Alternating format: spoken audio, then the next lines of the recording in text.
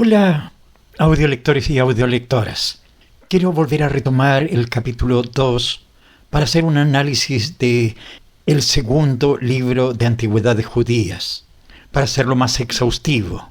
En este capítulo me sumergiré en un análisis detallado del segundo libro de Antigüedades Judías, escrito por el historiador judío Flavio Josefo. Este libro abarca un periodo crucial en la historia del pueblo judío, desde la muerte de Isaac hasta el éxodo de Egipto. A lo largo de este capítulo examinaremos minuciosamente cada uno de los capítulos que componen este segundo libro, ofreciendo un resumen completo de su contenido y destacando los eventos más significativos, así como lo hicimos con el capítulo 1. El segundo libro de Antigüedades Judías es una obra fascinante que nos transporta a los tiempos bíblicos, narrándonos las historias de los patriarcas y la formación del pueblo de Israel. Flavio Josefo, con su estilo meticuloso y su profundo conocimiento de las tradiciones judías, nos ofrece una perspectiva única de estos eventos trascendentales. Imagínate por un momento que estás sentado junto a Josefo mientras escribe este libro. Puedes sentir su pasión por la historia y su deseo de preservar estas narraciones para las generaciones futuras. Es como si estuvieras viajando en el tiempo, observando de primera mano cómo se desarrollan estos acontecimientos que han dado forma a la identidad judía y han influido en la historia de la humanidad. Vamos al capítulo 1. El segundo libro de Antigüedades Judía comienza con la historia de Esaú y Jacob, los hijos gemelos de Isaac y Rebeca. Josefo nos relata cómo estos hermanos, a pesar de haber nacido al mismo tiempo, eran completamente diferentes en carácter y apariencia. Esaú, el primogénito, era un hombre robusto y hábil cazador, mientras que Jacob era más tranquilo y prefería quedarse en casa. La rivalidad entre estos hermanos se estableció desde el vientre materno y continuó a lo largo de sus vidas. En este capítulo, Josefo nos cuenta el famoso episodio en el que Esaú vende su primogenitura a Jacob por un plato de lentejas. Este evento, aparentemente trivial, tendría consecuencias de gran alcance para el futuro de ambos hermanos y sus descendientes. También se nos narra cómo Jacob, con la ayuda de su madre Rebeca, engaña a su padre Isaac para recibir la bendición que estaba destinada a Esaú. Este acto de engaño provoca la ira de Esaú y obliga a Jacob a huir de su hogar. Al leer este capítulo, no puedo evitar pensar en las complejas dinámicas familiares que aún hoy en día afectan a muchas familias. La rivalidad entre hermanos, las preferencias de los padres, los engaños y las consecuencias de nuestras acciones son temas que siguen siendo relevantes en nuestra sociedad actual. Vamos al capítulo 2. Josefo nos relata el famoso sueño de Jacob en Betel. Mientras huía de la ira de su hermano Esaú, Jacob se detiene a descansar y tiene una visión de una escalera que se extiende desde la tierra hasta el cielo, con ángeles que suben y bajan por ella. Este sueño es un momento crucial en la vida de Jacob y en la historia del pueblo judío. Dios se le aparece y renueva la promesa que había hecho a Abraham e Isaac, asegurándole a Jacob que sus descendientes heredarán la tierra y serán numerosos como el polvo de la tierra. Josefo nos cuenta cómo Jacob, impresionado por esta visión, erige una piedra como monumento y hace un voto a Dios. Este acto de devoción marca el inicio de una nueva etapa en la vida de Jacob, que a partir de ese momento se convierte en el portador de la promesa divina. El capítulo continúa con la llegada de Jacob a Mesopotamia, donde se encuentra con su tío Labán. Aquí Josefo nos ofrece una descripción detallada del encuentro entre Jacob y Raquel, la hija menor de Labán, en el pozo. Este encuentro romántico se convertiría en uno de los grandes relatos de amor de la Biblia. Como lector, no puedo evitar sentirme conmovido por la transformación que experimenta Jacob en este capítulo. De ser un joven que huye de su hogar temeroso y solo, se convierte en un hombre con un propósito divino, guiado por una visión celestial. Es un recordatorio poderoso de cómo nuestras vidas pueden cambiar en un instante, a menudo cuando menos lo esperamos. En el capítulo 3, Josefo nos relata los acontecimientos que siguieron a la llegada de Jacob a la casa de Labán. nos cuenta cómo Jacob se enamoró de Raquel y acordó trabajar para Labán durante 7 años para poder casarse con ella.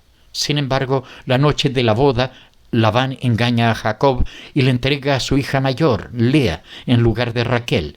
Cuando Jacob descubre el engaño, Labán le ofrece a Raquel también, a cambio de otros 7 años de trabajo. Josefo describe con detalle cómo Jacob, a pesar de amar más a Raquel, tuvo hijos con ambas hermanas y con sus siervas, Bilha y Silpa. Nos proporciona los nombres de los 12 hijos de Jacob, que más tarde se convertirían en las 12 tribus de Israel. Este capítulo también narra cómo Jacob, después de muchos años de trabajo para Labán, decide regresar a su tierra natal. Josefo nos cuenta cómo Jacob negocia con Labán su salario, acordando quedarse con todas las ovejas y cabras manchadas o rayadas del rebaño. Lo que me impresiona de este capítulo es la complejidad de las relaciones humanas que se describen. El amor, los celos, el engaño, la perseverancia y la astucia se entrelazan en esta historia de una manera que sigue resonando con nosotros hoy en día. Como lector no puedo evitar sentir empatía por Jacob, que se encuentra atrapado en una situación complicada, tratando de equilibrar su amor por Raquel con sus obligaciones hacia Lea y sus hijos. En el capítulo 4 comienza con la decisión de Jacob de regresar a su tierra natal, Canaán, después de 20 años en Mesopotamia. Josefo nos cuenta cómo Jacob, temiendo la reacción de Labán, parte en secreto con sus esposas, hijos y rebaños. Labán, al enterarse de la partida de Jacob, lo persigue y lo alcanza. Josefo describe el tenso encuentro entre ambos y cómo finalmente llegan a un acuerdo de paz sellado con un pacto y la erección de un monumento de piedras. Pero el desafío más grande para Jacob aún estaba por venir. El encuentro con su hermano Esaú, a quien había engañado 20 años atrás. Josefo nos relata cómo Jacob, temeroso de la venganza de Esaú, divide su campamento en 2 grupos y envía regalos por delante para apaciguar a su hermano. Es en este contexto que Josefo nos narra uno de los episodios más enigmáticos de la vida de Jacob. Su lucha nocturna con un ser misterioso, generalmente interpretado como un ángel o incluso como Dios mismo. Después de esta lucha, Jacob recibe un nuevo nombre, Israel, que significa el que lucha con Dios. Finalmente, Josefo describe el encuentro entre Jacob y Esaú. Contrariamente a los temores de Jacob, Esaú lo recibe con los brazos abiertos, en una escena conmovedora de reconciliación fraterna. Como lector encuentro este capítulo particularmente poderoso. La lucha de Jacob con el ángel se puede interpretar como una metáfora de las luchas internas que todos enfrentamos en momentos cruciales de nuestras vidas. Y la reconciliación con Esaú es un hermoso ejemplo de cómo el perdón y el amor pueden superar incluso las heridas más profundas. En el capítulo 5, Josefo nos relata uno de los episodios más controvertidos de la historia de Jacob, la violación de su hija Dina por Siquem, príncipe de los heveos, y la venganza subsiguiente de sus hermanos. Josefo describe cómo Siquem, enamorado de Dina, la toma por la fuerza. Luego, arrepentido, pide la mano de Dina en matrimonio. Los hijos de Jacob, fingiendo aceptar la propuesta, exigen que todos los hombres de la ciudad se circunciden como condición para el matrimonio. Cuando los hombres de la ciudad están débiles por la circuncisión, 2 de los hermanos de Dina, Simeón y Leví, atacan la ciudad y matan a todos los hombres, incluyendo a Siquem y su padre. Josefo relata la angustia de Jacob ante este acto de violencia y su temor a las represalias de los pueblos vecinos. Este capítulo también narra cómo Jacob, siguiendo el mandato divino, se establece en Betel y erige un altar a Dios. Es aquí donde Dios renueva su promesa a Jacob y confirma su nuevo nombre, Israel. Josefo concluye este capítulo con el nacimiento de Benjamín y la trágica muerte de Raquel durante el parto. También menciona brevemente la muerte de Isaac y cómo Jacob y Esaú lo entierran juntos. Como historiador, Josefo no evita los episodios difíciles o controvertidos de la historia judía. La narración de la violación de Dina y la venganza de sus hermanos nos presenta un dilema moral que sigue siendo relevante hoy en día. ¿Cómo respondemos ante la injusticia cuando es justificable la venganza? Estas son preguntas que aún nos desafían en nuestra sociedad actual. En el capítulo 6 se marca el inicio de la fascinante historia de José, el hijo favorito de Jacob. Josefo nos relata cómo el favoritismo de Jacob hacia José provoca los celos de sus hermanos, especialmente después de que José les cuenta sus sueños proféticos en los que se ve a sí mismo en una posición de autoridad sobre ellos. Josefo describe con detalle cómo los hermanos de José conspiran contra él y finalmente lo venden como esclavo a unos mercaderes ismaelitas que se dirigían a Egipto. Para encubrir su crimen, manchan la túnica de José con sangre de cabra y la presentan a su padre, haciéndole creer que José ha sido devorado por una bestia salvaje. La narración de Josefo sobre el dolor de Jacob al creer que ha perdido a su hijo amado es particularmente conmovedora. Como padre, no puedo evitar sentir una profunda empatía por Jacob en este momento de su vida. El capítulo continúa con la llegada de José a Egipto, donde es vendido como esclavo a Potifar, un oficial del faraón. Josefo nos cuenta cómo José, gracias a su inteligencia y diligencia, pronto se gana la confianza de su amo y es puesto a cargo de toda su casa. Sin embargo, la fortuna de José pronto cambia cuando la esposa de Potifar intenta seducirlo. José, fiel a sus principios morales, rechaza sus avances. En venganza, la mujer lo acusa falsamente de intento de violación, lo que resulta en el encarcelamiento de José. Este capítulo es un poderoso recordatorio de cómo la envidia y los celos pueden llevar a acciones terribles, incluso entre hermanos. También nos muestra cómo la integridad y la fe pueden sostenernos incluso en las circunstancias más adversas. En el capítulo 7, Josefo continúa la historia de José, ahora en la prisión del faraón. Nos cuenta cómo José, incluso en estas circunstancias difíciles, se gana el respeto del carcelero y es puesto a cargo de los otros prisioneros. Josefo relata el famoso episodio en el que José interpreta los sueños de dos funcionarios del faraón que están en prisión con él, el copero y el panadero. José predice correctamente que el copero será restaurado a su posición, mientras que el panadero será ejecutado.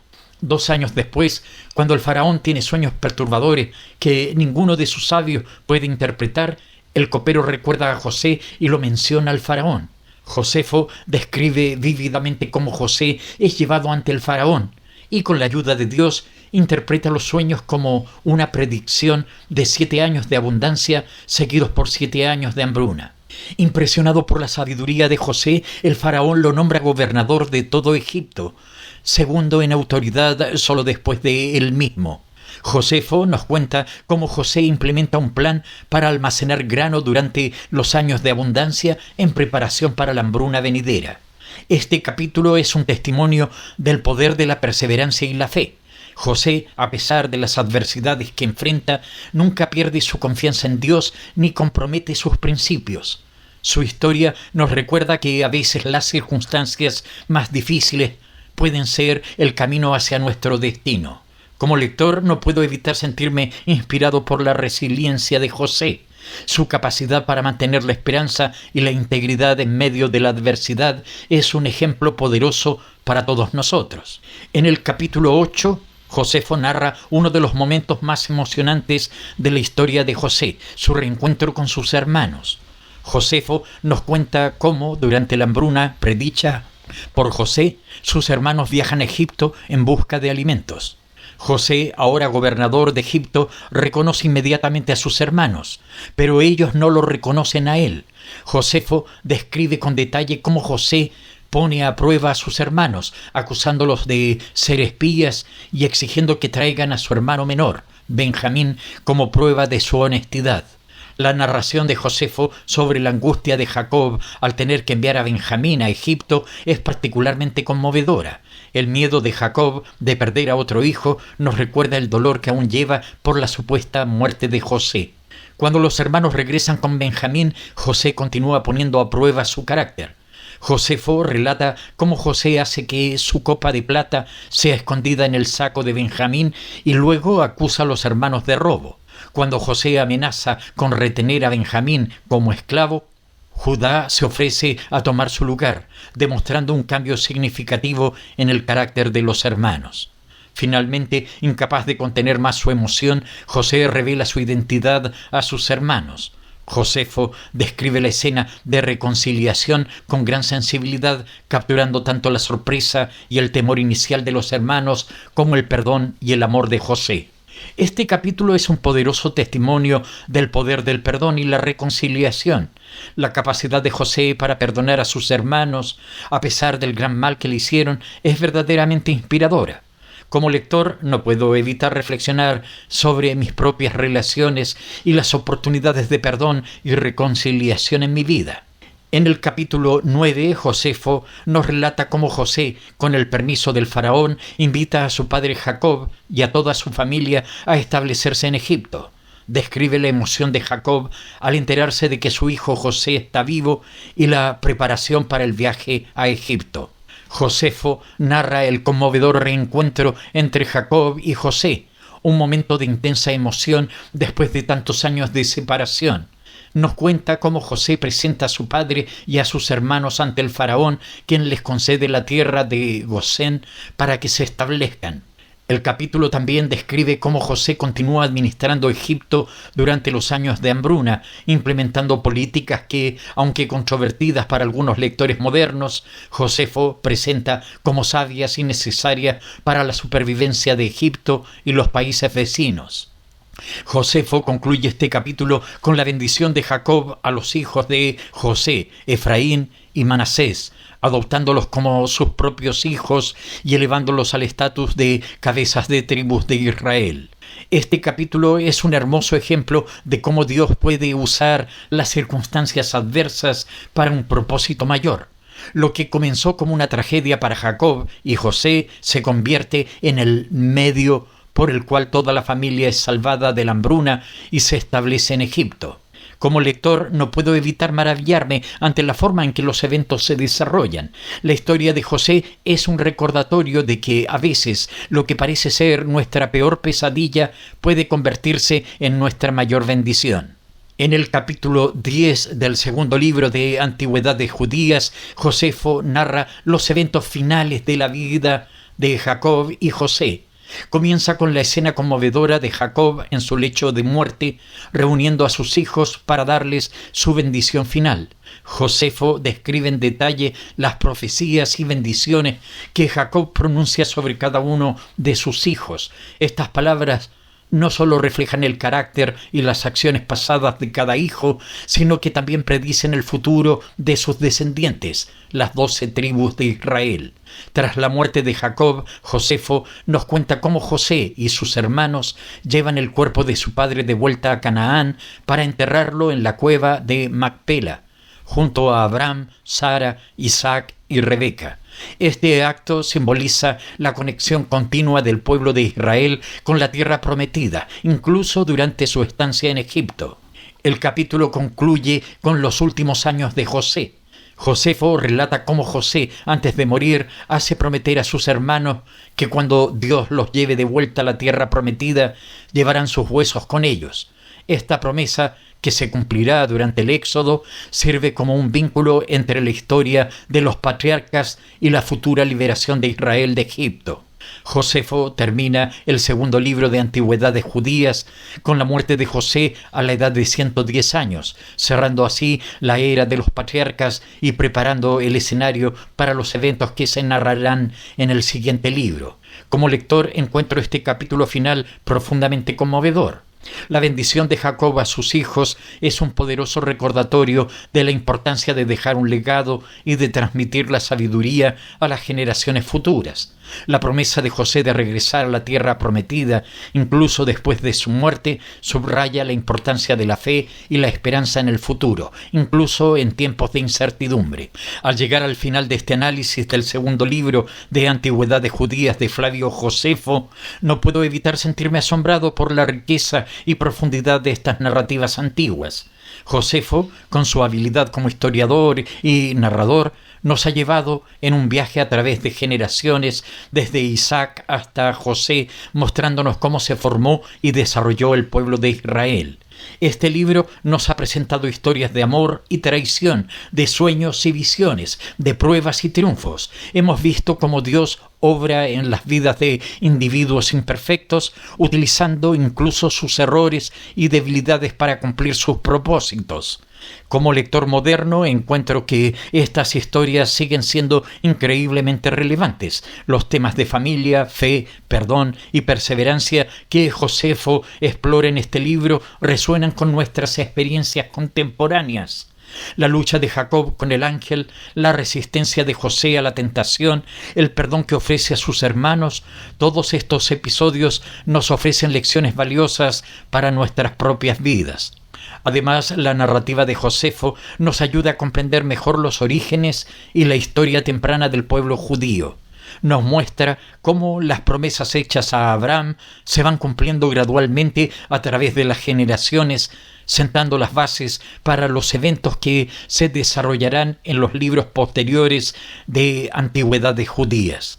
Al cerrar este capítulo, no puedo evitar sentir una profunda apreciación por el trabajo de Josefo. Su dedicación a preservar y transmitir estas historias nos ha proporcionado una ventana invaluable al pasado, permitiéndonos conectar con nuestras raíces espirituales e históricas. Como historiador y narrador, Josefo nos recuerda la importancia de conocer y recordar nuestra historia, porque es a través de estas historias que encontramos nuestra identidad, nuestro propósito y nuestra esperanza para el futuro.